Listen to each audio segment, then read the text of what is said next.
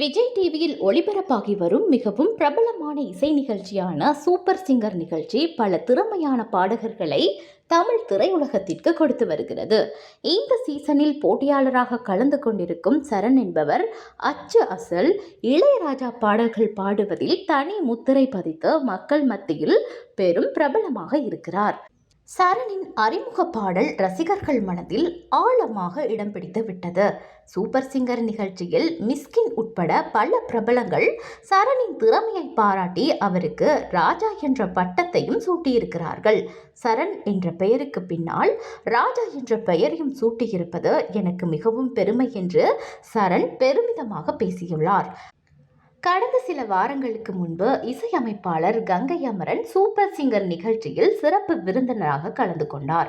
கங்கை அமரன் முன்பு இளையராஜாவின் பாடலை சரண் பாடியிருந்தார். அதை கேட்டு பிரமித்து போன கங்கை அமரன், உன்னுடைய ஆசை என்னவென்று சொல்லு, அதை நான் நிறைவேற்றி வைக்கிறேன் என்று கூறினார். அதற்கு சரண், என்னுடைய ஆசை என்றால் இளையராஜா ஐயாவை ஒரு முறை தொட்டு பார்க்க வேண்டும், அதுதான் என்னுடைய கனவு லட்சியம் என்று உருகி பேசியிருந்தார். இந்த நிலையில் இசைஞானியின் வீட்டுக்கு சென்ற சரண் இளையராஜாவை சந்தித்திருக்கிறார். அவருடன் எடுத்த புகைப்படங்கள் தற்போது சோஷியல் மீடியாக்களில் ட்ரெண்ட் ஆகி வருகிறது. கங்கை அமரன் மூலமாக சரணின் கனவு நிறைவேறிய இந்த சம்பவம் திரையுலக பிணைப்பையும் உண்மையான திறமைக்கு கிடைக்கும் அங்கீகாரத்தையும் எடுத்துக்காட்டி ரசிகர்களை நிகழ்ச்சியில் ஆழ்த்தியுள்ளது.